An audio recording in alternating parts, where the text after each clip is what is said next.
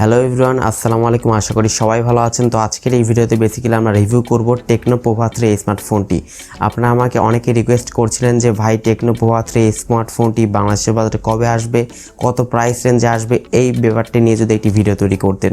So here I am. আজকের এই ভিডিওতে বেসিক্যালি আমরা টেকনো পোভা 3 এই ফোনটি আনবক্সিং করব, পাশাপাশি এই ফোনটি দেশের বাজারে কবে লঞ্চ হবে অ্যান্ড কত প্রাইস রেঞ্জে লঞ্চ হবে সমস্ত কিছু একদম বিস্তারিতভাবে তুলে ধরবো। তো ভিডিও শুরু করে আপনি যদি এখনো পর্যন্ত আমাদের পরিবারের সদস্য না হয়ে থাকেন অবশ্যই সাবস্ক্রাইব করে দিবেন অ্যান্ড পাশে বেল আইকনে ক্লিক করবেন পরবর্তী ইন্টারেস্টিং ভিডিওর আপডেট সবার আগে পাওয়ার জন্য। চলুন শুরু করা যাক আজকের ভিডিও। দর্শক বন্ধুরা, এট ফার্স্ট আমরা টেকনো পোভা 3 এই ফোনের বক্স কন্টেন্ট খুলে দেখবো ফোনের বক্স কন্টেন্টে কি কি থাকছে। তো ফোনের বক্স কন্টেন্ট খুলে প্রথমে আমাদের চোখে পড়বে টেকনো পোভা 3 স্মার্টফোনটি। এরপর থাকছে একটি ওয়ারেন্টি কার্ড, কিছু পেপারস অ্যান্ড একটি ব্যাক কভার। এরপর আরেকটি ছোট বক্স দেখতে পারবো, যে বক্সটির মধ্যে রয়েছে ইউএসবি টাইপ সি কেবল এবং একটি হেডফোন এখানে থাকছে অ্যান্ড থাকছে একটি 33 ওয়াটের একটি ফাস্ট চার্জার। এই তো মোটামুটি এই ফোনে বক্স কন্টেন্টে এগুলোই থাকছে। দর্শক বন্ধুরা, এট ফার্স্ট যদি আমরা টেকনো পোভা 3 এই ফোনটি ডিজাইন এবং বিল্ড কোয়ালিটি যদি কথা বলি, তাহলে এই ফোনে ব্যাক সাইডে কিন্তু 3টি ক্যামেরা ইউজ করা হয়েছে অ্যান্ড ফ্রন্টে একটি ক্যামেরা থাকছে।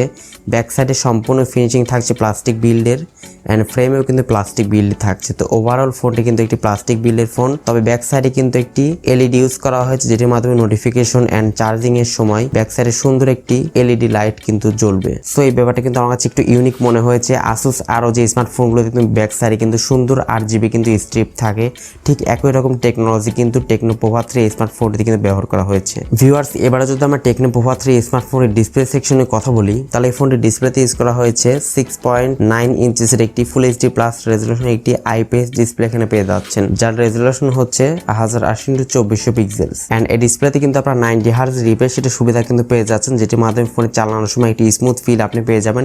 যে কোনো গেমিং করার সময় অ্যান্ড মাল্টিটাস্কিং করার সময় একদম স্মুথ একটি ফিল পেয়ে যাবেন এই ফোনটি ব্যবহার করার সময়। অ্যান্ড ডিসপ্লে যেহেতু ফুল এইচডি প্লাস, তো সেক্ষেত্রে আউটডোরে সানলাইটে কোনো প্রকার শার্পনেসের ঘাটতি কিন্তু আপনি ফিল করবেন না। তো দর্শক বন্ধুরা, এবার আমরা ফোনটি এট দ্য মেইন পার্ট ফোনটি পারফরমেন্স সেকশনে কথা বলবো। এই ফোনতে কিন্তু আপনার অ্যান্ড্রয়েড 11 এর সুবিধা পেয়ে যাচ্ছেন সফটওয়্যার আপডেট হিসেবে অ্যান্ড এই ফোনটির চিপসেট থাকছে মিডিয়াটেকের হেলিও Z8080 এর একটি 12 ন্যানোমিটারের আর্কিটেকচার বিল্ড একটি প্রসেসর এখানে পেয়ে যাচ্ছেন এবং এর জিপিইউ হচ্ছে মালি G52। তো এই চিপসেটটি কিন্তু যথেষ্ট পাওয়ারফুল চিপসেট এখানে ইউজ করা হয়েছে। এই চিপসেটটি দিয়ে কিন্তু আপনারা মোটামুটি পাবজির মতো গেমসগুলো অ্যান্ড ফ্রি ফায়ার মতো গেমসগুলো অনায়াসে ল্যাগ ফ্রিতেই খেলতে পারবেন। টেকনো পোভা 3 স্মার্টফোনটি দুইটি ভেরিয়েন্টে লঞ্চ করা হবে, সেটা হচ্ছে 4GB RAM 64GB internal storage এবং 6GB RAM 128GB internal storage. এই দুইটি ভেরিয়েন্টে ফোনটি আপনারা পেয়ে যাবেন। এই স্মার্টফোনটি ব্যাক সাইডে 3টি ক্যামেরা সেটআপ থাকছে। মেইন ক্যামেরা থাকছে 50 মেগাপিক্সেল মেইন ক্যামেরা, সেকেন্ড ক্যামেরাটি এবং থার্ড ক্যামেরাটি দুইটি ইউজলেস ক্যামেরা ইউজ করা হয়েছে, 2 মেগাপিক্সেল করে ম্যাক্রো অ্যান্ড ডেপথ সেন্সর এখানে থাকছে এবং এই ফোনটির ফ্রন্টে থাকছে 8 মেগাপিক্সেল একটি ক্যামেরা।